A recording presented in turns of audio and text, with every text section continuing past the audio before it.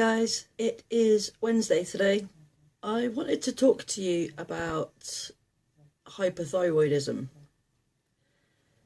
Now, I know it's not directly Slimming World related, but I think there is a certain amount of it that comes into play.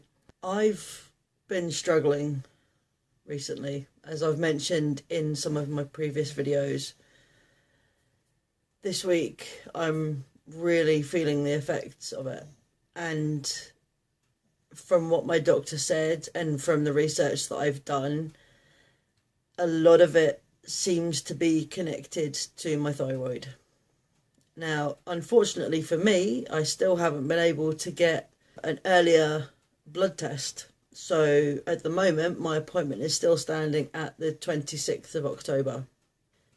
Now, it's quite scary, the amount of things that your thyroid controls and the amount of symptoms that having an underactive thyroid can present. Now, I did run through those in a previous video, so I'm not going to go through all of them today, but some of the main ones that seem to be affecting me, especially this week: a lack of energy, tiredness, drowsiness, even after you've slept all night.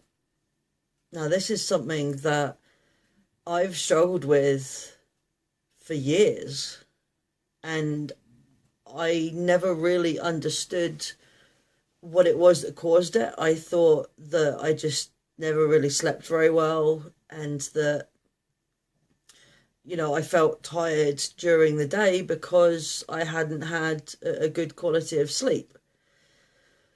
However, it is a side effect of an underactive thyroid that you can feel drowsy a lot of the time. Now, when I say it's a side effect of an underactive thyroid, I mean it's a symptom that indicates your thyroid is underactive. If you are on medication, like I am, it means that your thyroid still isn't functioning at its kind of optimum level. So, if I'm still getting all of these symptoms and side effects, it basically means that my dosage obviously isn't correct. It's not working efficiently. So this is something that me and my doctor have to work together on to try and fix, because I feel absolutely, you can see it. I mean, look at me. I'm absolutely drained and absolutely exhausted. It's about 9:30 in the morning. I should be full of energy by now. I should be wide awake, ready to go, ready to face the day, and yet I just want to go for a nap, I seem to be having issues with a lack of willpower, self-control. I don't know whether that's directly related to my thyroid, but I think it's due to a combination of the other symptoms, and that is a result of a mixture of other things. I mean, I don't know at the moment. I cannot understand how people following the Slimming World plan can be 100% on plan week in, week out, and the only time they ever deviate from the plan is if they have like a special occasion, or a night out or something, that they just flexi sin and then they get straight back on it again, and it never really has any major effect on their weight losses. I'm not looking forward to getting on the scales tomorrow, because I can't say with all honesty that I have been 100% food optimizing this week. And it's not really for a lack of wanting to, a lack of trying. I have done my batch cook. I've eaten some of the meals that I've cooked. It's not about the meals. The meals I can do. It's the snacking. It's the cravings. They're things that I am struggling with. And by all accounts, craving sweet things and craving kind of junk is part of this thyroid thing. I don't want to use that as an excuse. I still put it down to a lack of willpower. As much as I do want to lose the weight, and I don't want to be snacking on junk, I just don't seem to have the self-control at the moment to resist the temptation of going and having chocolate or eating biscuits or whatever it happens to be at the time that I'm craving. The cravings just seem really, really strong. And as I'm eating them, I'm telling myself, you shouldn't be having these. You know, this isn't going to help your weight loss. You're only going to regret it afterwards. And I'm telling myself all these things while I'm still sitting there feeding my face with them. Some of the other side effects and symptoms are things like low self-esteem, depression. They are definitely things that I suffer majorly with. I mean, self-esteem especially. And my self-esteem is pretty much non-existent. Somebody told me the other day that they'd been watching my videos and that, you know, they were amazed at how confident I was and how, you know, I was kind of focused on what I was doing, and that they really they were in awe of that. And I didn't get it because I don't feel particularly confident when I do these videos.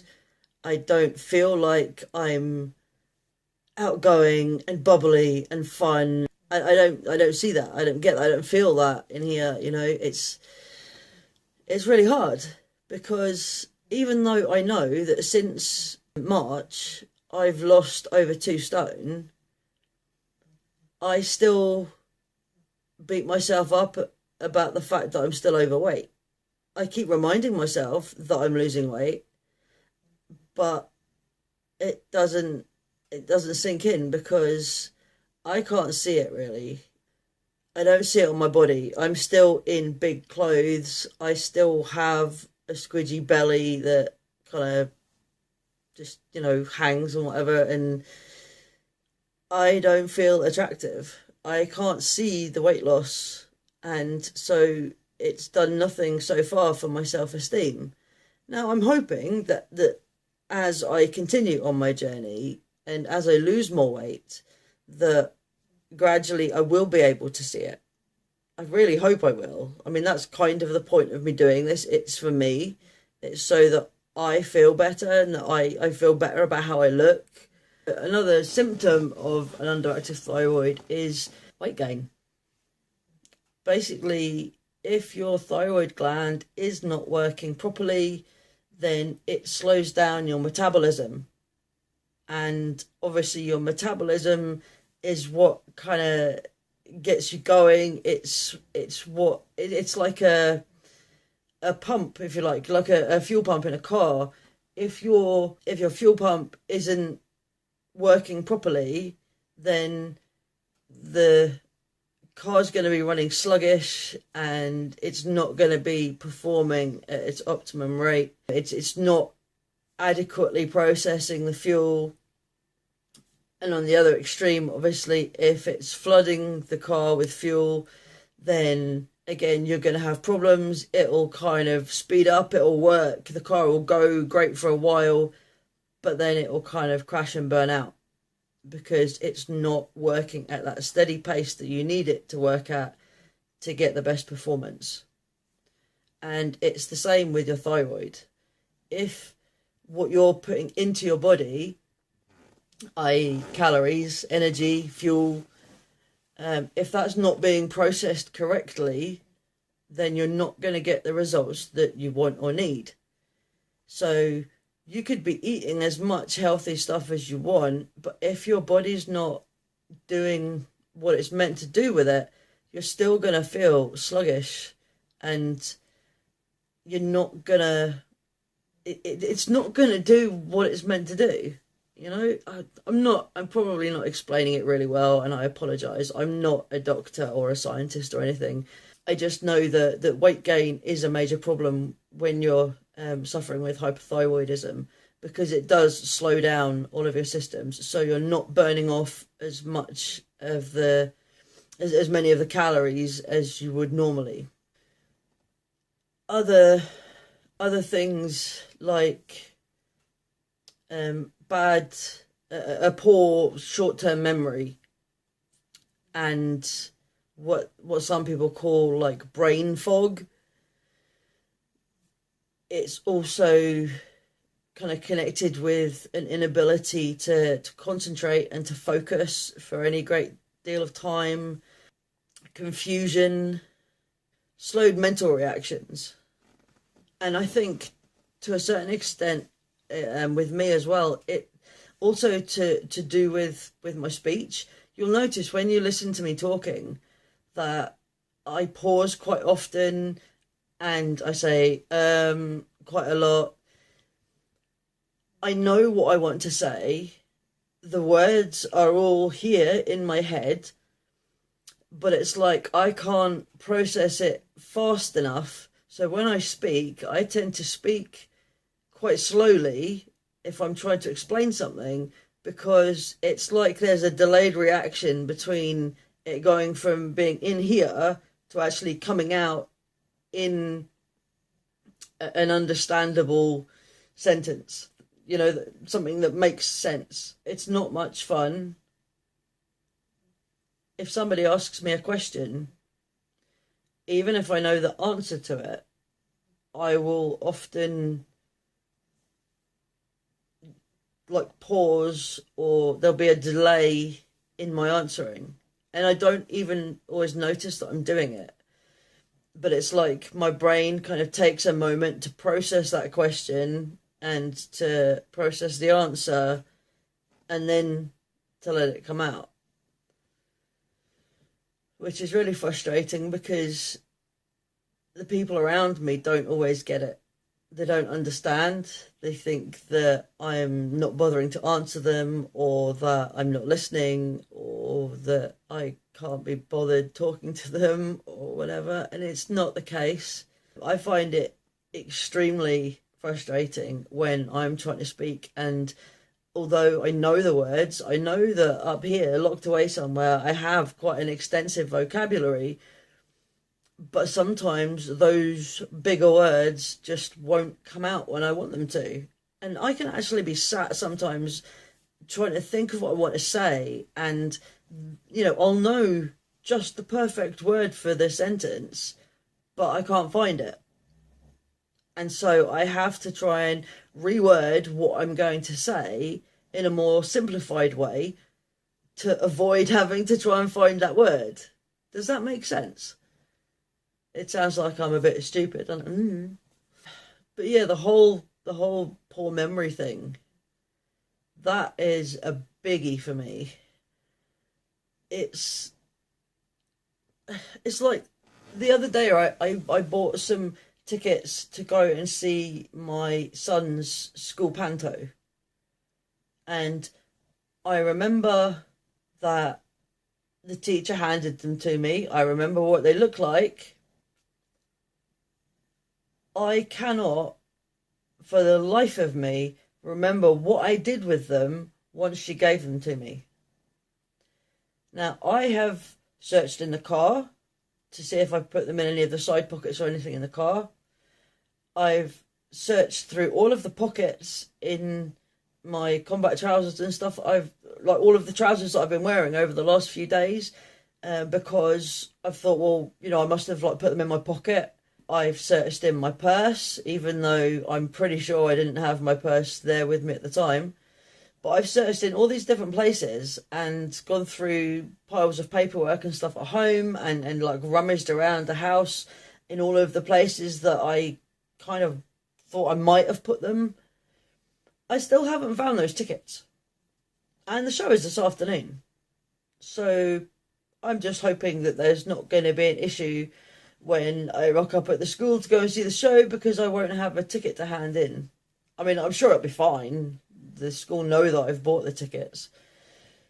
But it's just one example of how my memory has failed me. This was only last week, that it was Thursday or Friday of last week that I bought them. Friday. And I should be able to remember what I did with those tickets when she handed them to me. But I can't. It's not there. I know, as I say, I know what they look like. They're two small, kind of rectangular tickets, about that sort of size. They're pink. They've got the writing, the details of the show on it, the time of the show and the day and everything. I can see it. I can see what they look like. But I don't know where they are. And I can't find them. Having a poor memory sucks big time. Because you tend to forget things, even important things. You know, important appointments and things. Now, obviously, I've got a diary and I try my very best to write appointments and things in there so that I don't forget them. But, I mean, it's not just about appointments. It's things, remembering where you put things, remembering what you were going to do that day, remembering how long something's been in the oven, remembering to watch a TV program that you really, really wanted to watch, remembering that you'd made plans with somebody for a day that week. Last week at group, we were told that this week was going to be the Christmas themed taster week. I only remembered yesterday because our consultant had put a post up on the Facebook page saying, remember, it's Christmas taster week. And I was like, oh my God, I forgot. Totally forgot. So I was sat last night trying to think of something that I could make quite quickly to take with us to the taster session tomorrow. If I had remembered earlier on in the week, I would have had more time to plan something and to make something. Going to class each week, the amount of times that I forget to lift something to put in the Slimmer of the Week basket. Now, it's not because I don't want to put something in the basket. It's not because I don't have anything to put in the basket. It's because I do not remember that I need to take it.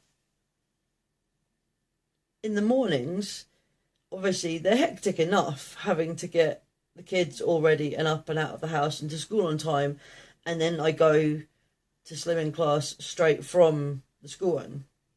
So if I forget anything, I don't really come back past the house to pick it up. But in saying that, I don't tend to actually remember until I'm standing in the queue at Slimming World and I see the basket and I'm like, I was meant to take something. Some things are more important to remember than others, but it's all very frustrating because I feel like I'm definitely not performing very efficiently at all in any aspect of my life, really. Poor memory, depression, low self-esteem, inability to concentrate,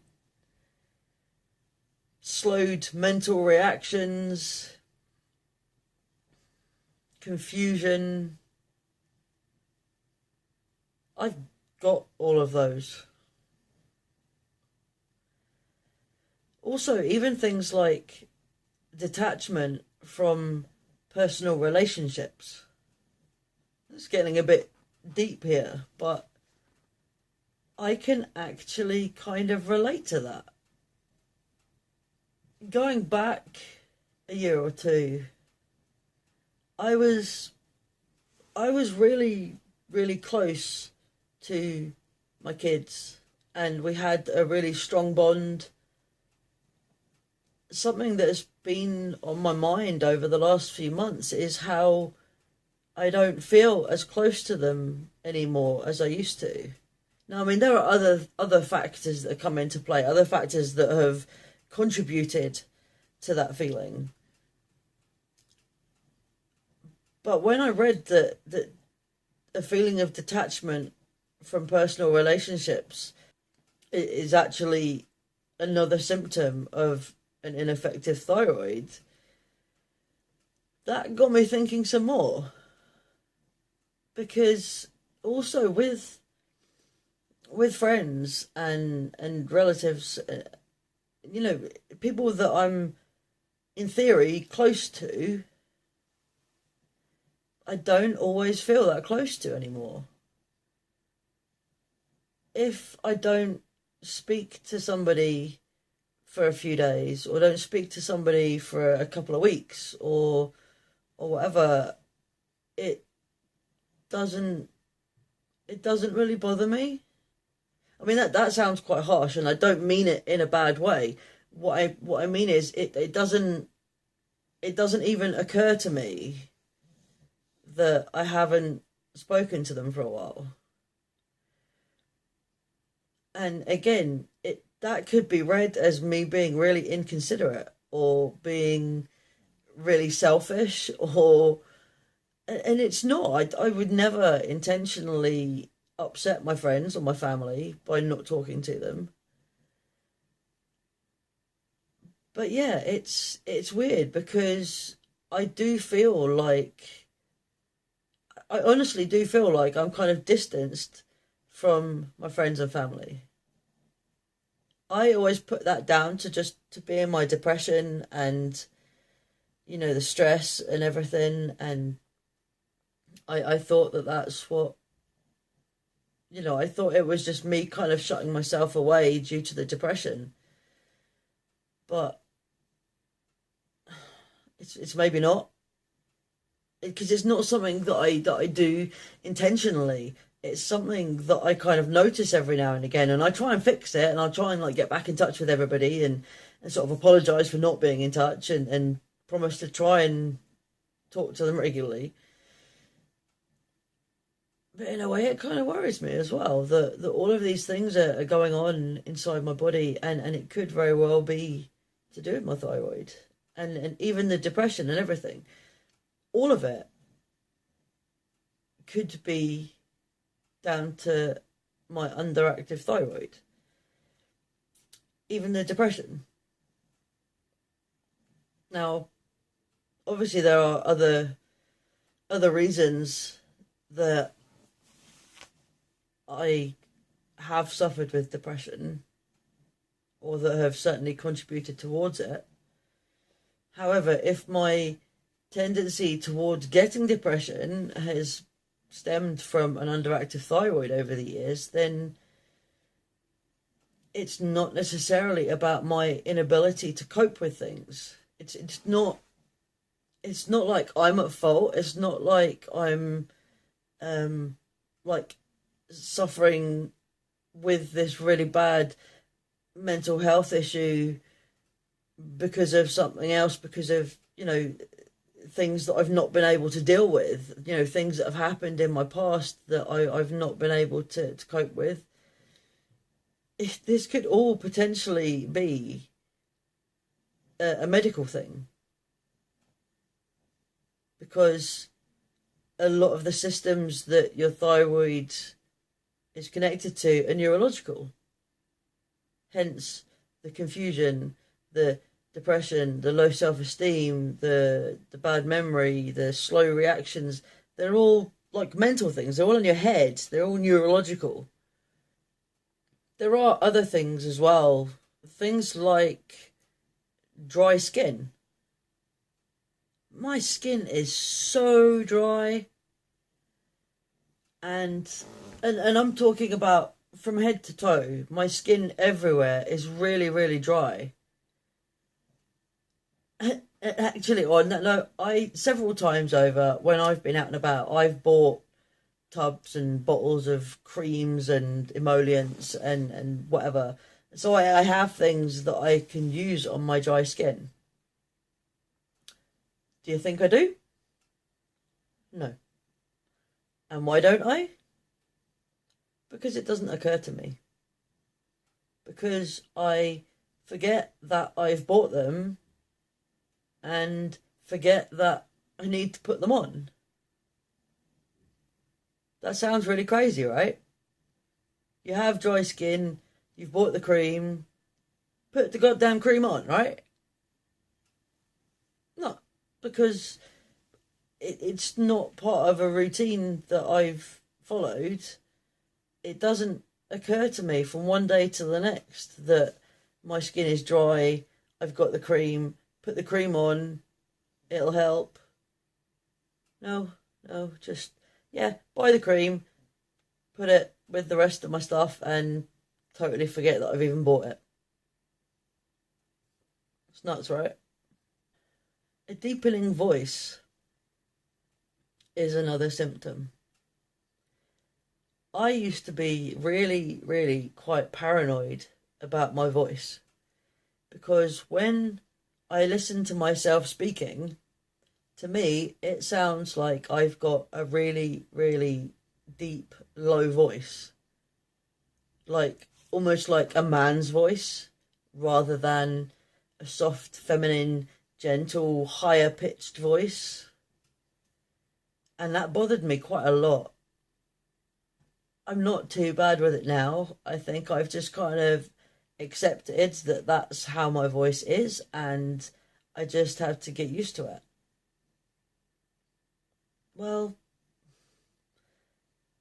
maybe that'll change too. Once my thyroid is working properly, that's something else that I may notice changing. I don't know why. I can't explain scientifically why your voice would deepen if you have an underactive thyroid, but apparently it can. Does my voice sound deep to you? Because to me it really does. And I think it also tied in with my issues over my image and the way that I look. Forgetting about the fact that I currently have short hair, that I wear trousers. I have the build of a man, generally. I mean, fair enough, I have wide hips. But I I seem to have the bone structure more of a man than a woman. Yes, I've got boobs. Yes, I've got a big butt, but that's flesh. I'm talking about literally like the width of my shoulders, the the broadness of my back, my facial features, my voice. I've over the years I've always kind of I've tended to be more drawn towards trousers and short hair and whatever. Now, I'm not going to go and say anything really dramatic like, oh, I think I'm supposed to be a man. I'm going to go and, you know, have operations and stuff. Hell no. I'm a woman. And while I may not be a proper girly girl, I do certainly have a lot of female traits, like personality traits. And I guess when I get dressed up and that, to a certain extent, I do look more feminine. However, I've also been subjected to verbal abuse from strangers when I've been out at parties and stuff. I've actually had people in the street shouting across the road at me that they thought I was a transvestite. Really? I mean, I have quite big boobs, definitely all natural. Certainly not a transvestite. Not that there's anything wrong with transvestites. I am a massive fan of Eddie Izzard, by the way. But my point is, it's not what I am. I think a lot of the time that I look like a man. So I can't, I suppose, entirely blame these other people for accusing me of looking like a man dressed as a woman, because I could kind of see kind of see why they would think that. Although they still should have just kept their mouth shut. I mean, why do you have to hurl abuse at somebody you don't even know? That makes no sense to me. Yeah, I'm not in the best mental place right now. I've had a pretty crappy week food-wise, despite my efforts of batch cooking and eating my healthy meals. I still think that I don't know.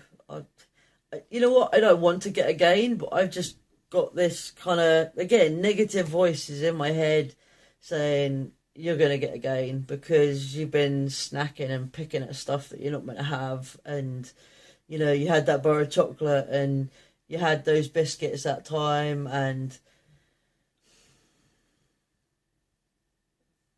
I don't know. I might have a gain.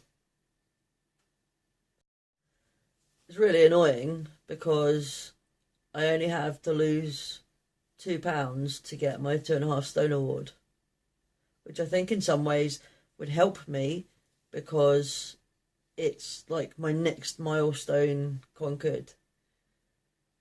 But I'm just not feeling 100% positive about this week. I don't know. How do people get more willpower? How do you get more self-control? How do you find that inner strength to say, no, I'm not going to eat that. I really, really, really want chocolate, but no, I'm going to go and eat an apple instead. I could do that, kind of. I'll try and distract myself with other things to eat or other things to do to try and take my mind off of what I'm craving. But ultimately, if your body is craving something, it's normally because there's a deficiency of some sort. Now, I'm not talking about, I'm really craving a Big Mac. No, nobody craves Big Macs. But things like if you're craving salty foods or if you're craving sweet foods or, whatever sort of type of food group it is, it's normally because of a deficiency. And it's exactly the same as when you get cravings during pregnancy. You don't only get them when you're pregnant. They're more...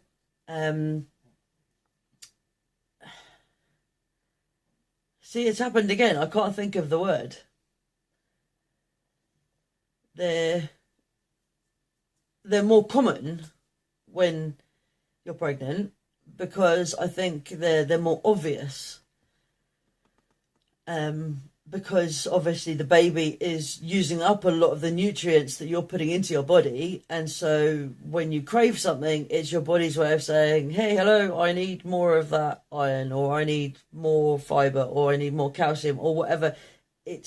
That's quite easy to explain. Your body is taking in a certain amount of stuff, the baby's having the majority of it, so you're having to have a little bit more of it to compensate so that you're getting enough of it as well. Well, the same thing can happen when you're not pregnant. Your body can still crave certain types of foods.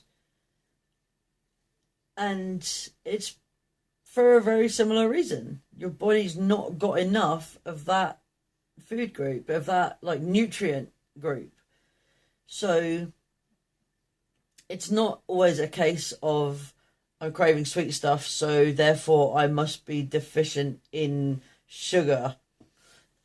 If only that were the case, right? A lot of the times it can be things like, you might be craving, I don't know, chocolate, and then when you look into it scientifically, that craving is actually because of a deficiency of, say, magnesium or something. Now, don't quote me on that. I can't remember if that is the right one. Obviously, there are different things for the different things that you crave. But I know that magnesium is one of the deficiencies that can be highlighted due to craving. I just can't remember if it is definitely the sweet craving. So there is your body will tell you what it needs if you listen to it. But it doesn't help when you're trying to be healthy and do Slimming World and stuff, and you get these cravings for things that you're really not meant to have, and you're getting weighed each week, and even though the group are really, really supportive, if you're always having gains and stuff, or always staying the same, or kind of yo-yoing between like the same few pounds, you put it on, you take it off, you put it on, you take it off,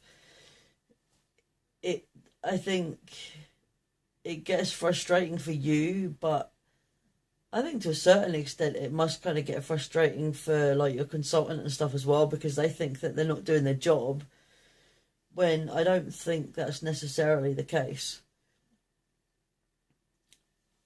I don't know, maybe Slimming World would be easier if I wasn't suffering with all of these other crappy symptoms.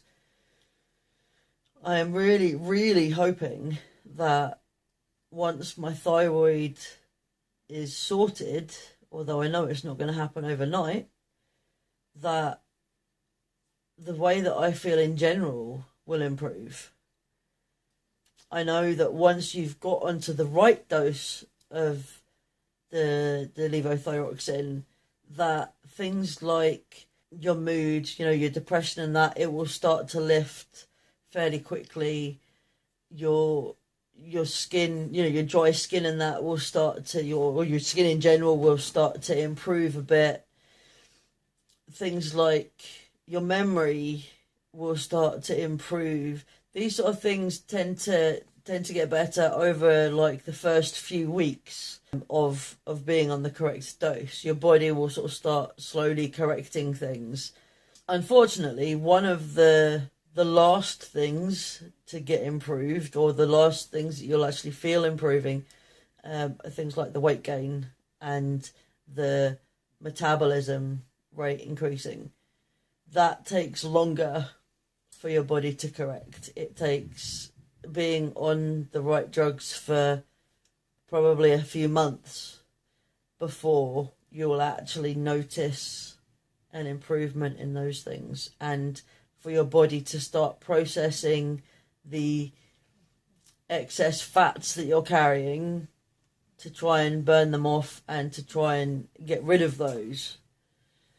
So in theory, once you are on the right dose of thyroxine, then losing weight should become a bit easier, because your body will be functioning at a much better rate and your body won't be holding on to so much fat.